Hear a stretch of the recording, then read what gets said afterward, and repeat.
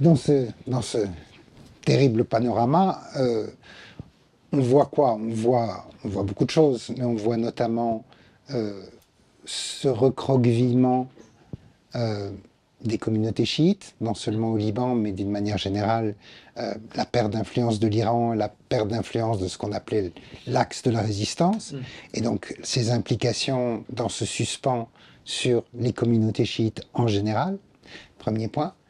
Deuxième point, le plus atroce, l'abandon en cours des Palestiniens, non seulement abandonnés à leur sort par les Occidentaux, mais même, comme vous le montriez, par les gouvernements et jusqu'à un certain point même les sociétés arabes.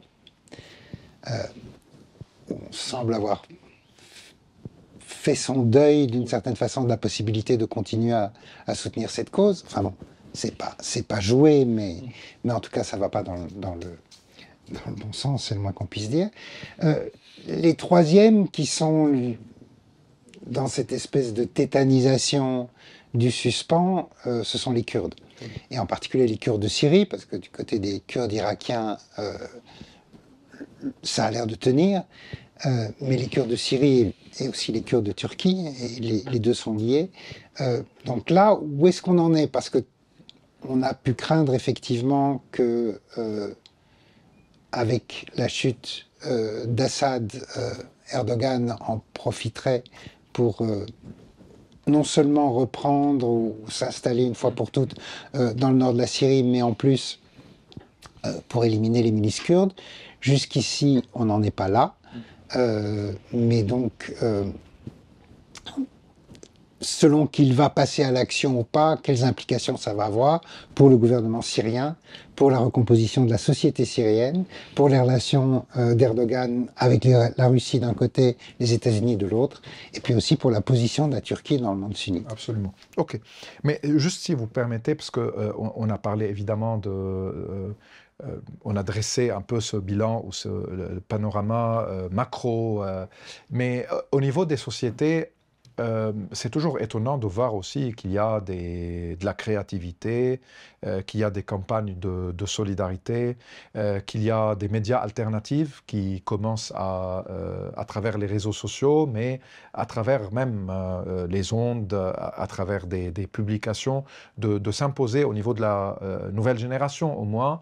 Il y a des clubs dans les universités qui proposent des idées et des débats très intéressants dans plusieurs pays, surtout au Liban, qu'il y a au niveau de la diaspora syrienne beaucoup d'initiatives pour soutenir la société syrienne, qu'il y a de nouvelles campagnes pour un nouveau féminisme, pour créer des synergies et des alliances entre différents groupes dans chaque pays, mais à travers la région. Il y a beaucoup de choses qui se passent au niveau de la société civile au Liban, comme en Syrie, comme ailleurs, mais certainement dans la tragédie que vit la région et la violence qu'elle subit, cela n'est pas toujours visible et n'a pas une influence directe, disons, sur les processus politiques et sur les dynamiques qui déterminent le sort, un peu, au moins à court terme, des pays concernés. Et la solidarité avec les Palestiniennes se manifeste aujourd'hui peut-être avec une autre approche qui rejoint certaines des approches qu'on peut voir en Europe ou aux États-Unis, c'est-à-dire la question du droit international, la question des luttes et des alliances entre les luttes, la question d'une redéfinition de quelle identité on veut défendre et à travers quel programme. Il y a beaucoup de questions aussi et beaucoup de débats intellectuels intéressants, mais c'est vrai qu'on a le sentiment de l'impuissance, de l'abandon, de la complicité parfois, avec tout ce qui se passe en parallèle qui touche directement les gens dans leur vie quotidienne, au réveil, dans les discussions. Il y a ce sentiment que la mort, elle est là, elle est partout, et elle va rester pendant un moment. ce qui paralyse peut-être les initiatives politiques, mais il y a une réflexion qui se fait et de beaucoup de travail au niveau des jeunes, des moins jeunes, des femmes. Espérons qu'à long terme, il va avoir un certain impact, du moins culturel.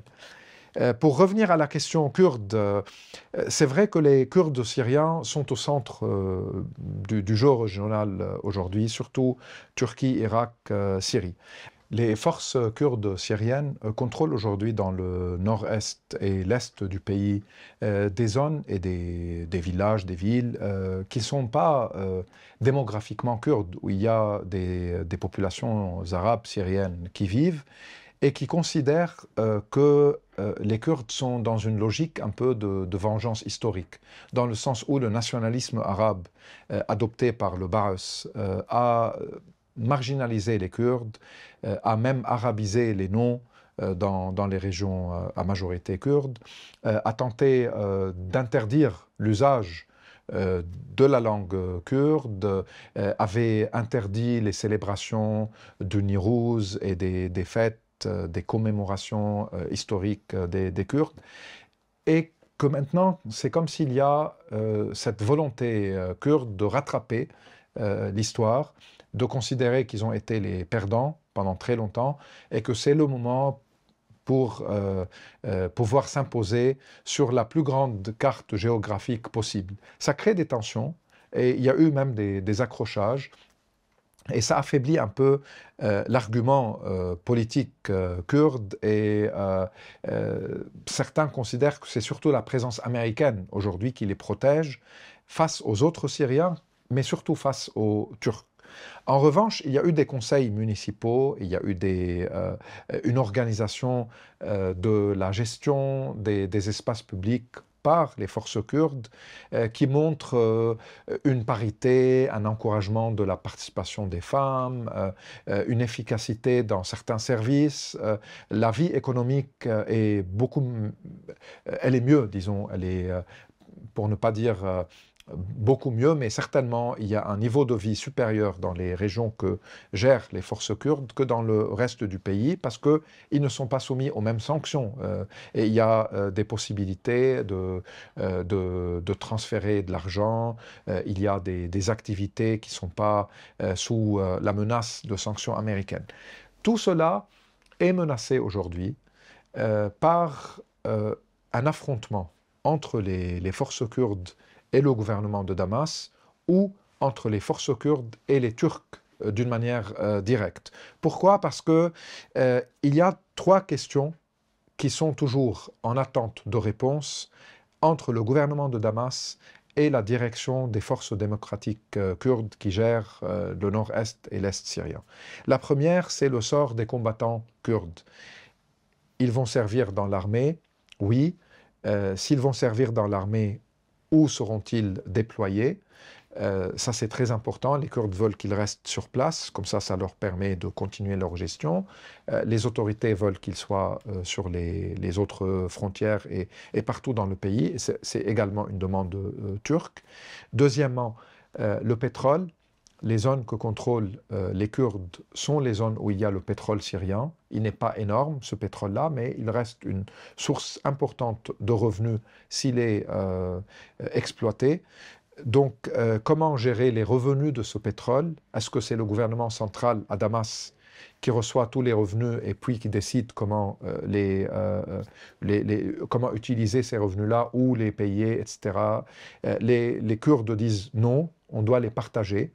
Il doit y avoir une somme qui reste directement chez nous, et c'est à nous de l'utiliser dans une série décentralisée. Le gouvernement de Damas veut que la grande somme soit de son côté, donc il y a des négociations là-dessus. Et la troisième, c'est par rapport à la gestion des camps de djihadistes et de leurs familles, qui sont aujourd'hui gérés par les forces kurdes, qui sont des prisons à ciel ouvert, mais où il y a une très grande densité. Avec évidemment un risque de départ des troupes américaines. Avant que tout cela ne soit réglé, les Kurdes craignent que les Turcs vont profiter pour envahir, ou du moins pour occuper, élargir les zones où ils sont déjà présents dans le nord du pays, pour aider le gouvernement de Damas à imposer ces conditions. Si Trump et Erdogan décident de coopérer et de laisser la dynamique interne entre Shara et Abdi, qui est le chef des Kurdes, les laisser trouver une solution, il peut y avoir, pour des raisons d'opportunisme, de pragmatisme, d'intérêt commun, un certain accord et une solution.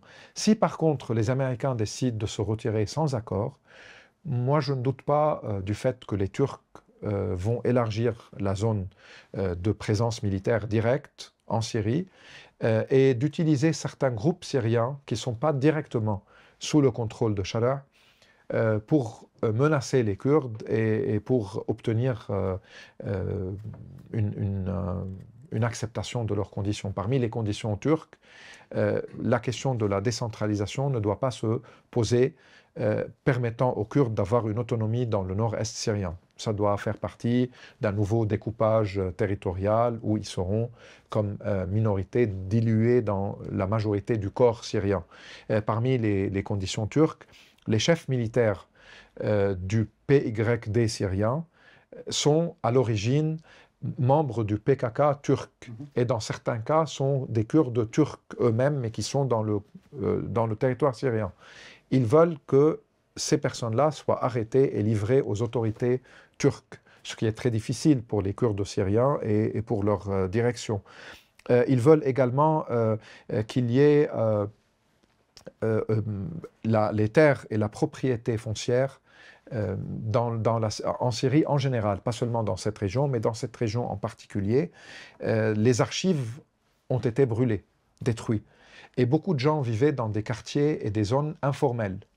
Mais ils payaient des loyers à des propriétaires qui n'étaient pas vraiment des propriétaires, qui se sont imposés avec le temps. Et là, sans preuve de propriété, de location, dans des zones détruites ou des lieux confisqués, comment faire après pour redistribuer et pour permettre à ces gens de revenir, d'habiter, de louer de nouveau. Et ça pose des problèmes par rapport à la propriété arabe ou kurde dans les zones que contrôlent aujourd'hui les forces kurdes. Puis il y a une zone, Afrin, qui est au nord, non pas au nord-est, qui était kurde et dont la population a été déplacée par les milices proches de la Turquie. Donc est-ce qu'ils ont le droit de revenir ou pas? Est-ce qu'il va y avoir un échange interne de population entre déplacés qui sont du côté kurde et déplacés arabes qui considèrent que les forces kurdes les ont chassés? Donc ça, c'est aussi une question qui va être discutée. Mais ça reste aujourd'hui un sujet extrêmement important parce que s'il y a un accord entre les Kurdes et Shara, ça va lui donner beaucoup plus de légitimité à l'intérieur, mais aussi avec les Européens, avec les Américains, avec les Turcs, et ça va permettre de consolider la puissance militaire de l'État syrien, parce que les forces kurdes sont bien équipées et leurs combattants sont aguerris, ils ont eu de l'expérience durant les combats contre l'État islamique, et ils sont très nombreux. On évoque 30 000, 40 000 combattants qui peuvent être du côté de l'armée. Plus important peut-être pour certains Syriens, les Kurdes peuvent devenir, au sein des institutions sécuritaires, s'ils feront partie, un contrepoids aux islamistes pro-Shara ou proches de Shara, mais pas nécessairement sous son contrôle direct. Ce qui peut aussi rééquilibrer ces services-là et ne pas les laisser aux mains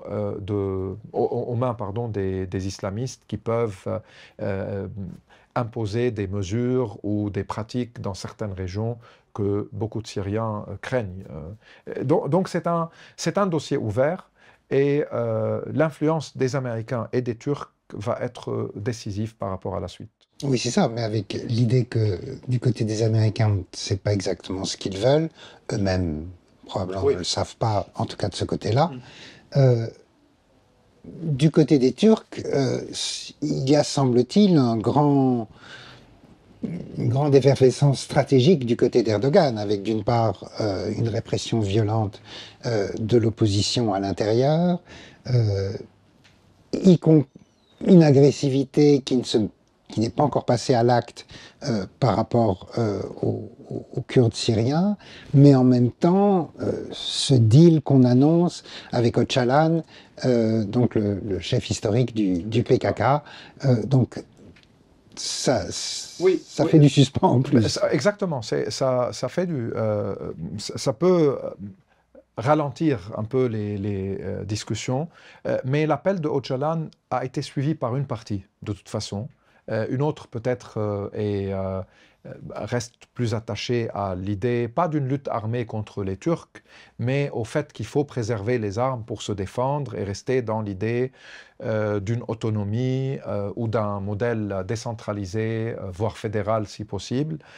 Et il paraît qu'il y a aussi des divergences au sein de la direction politique kurde, parce qu'il y a en Irak un lieu qu'on appelle Jabal Kandil, la montagne de Kandil, où la direction actuelle et réelle du PKK et du PYD se trouve.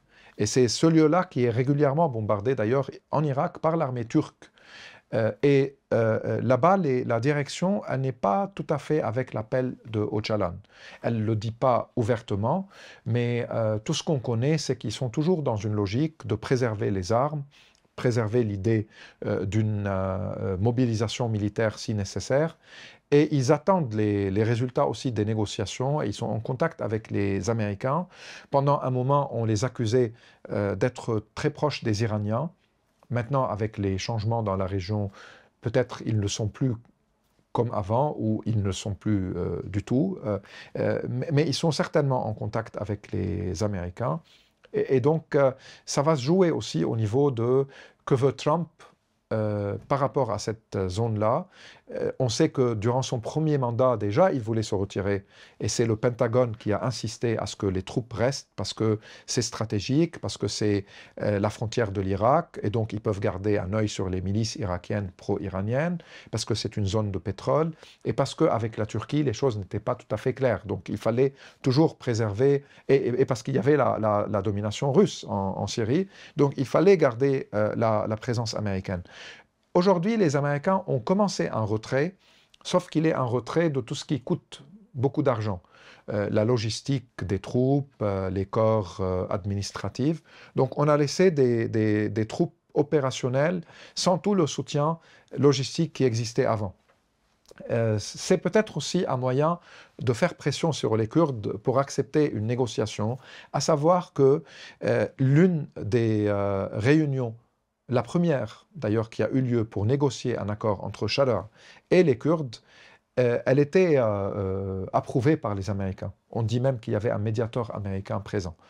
Donc ça peut être pour les Américains un enjeu important pour garder l'alliance avec les Kurdes sans les sacrifier, tout en donnant à Erdogan une certaine satisfaction qu'il n'y a pas une autonomie kurde totale dans la région qui peut, selon lui, menacer la sécurité de la Turquie, et considérer que cela peut être un contrepoids avec Chadha, et qu'ils sont donc au sein des institutions.